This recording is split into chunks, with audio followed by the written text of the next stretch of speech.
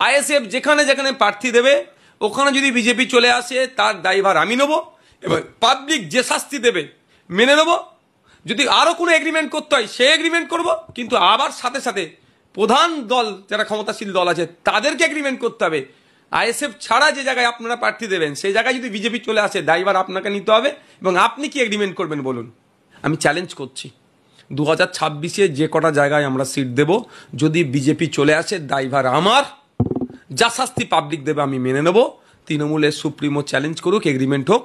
যেখানে যেখানে তৃণমূল প্রার্থী দেবে, আমি তো সব 294টা দেবো না আমি প্রার্থী, তো বাকি জায়গাতে যেখানে যেখানে তৃণমূল প্রার্থী দেবে যদি বিজেপি চলে আসে দায়ভার তৃণমূল নেবে, এগ্রিমেন্ট হোক।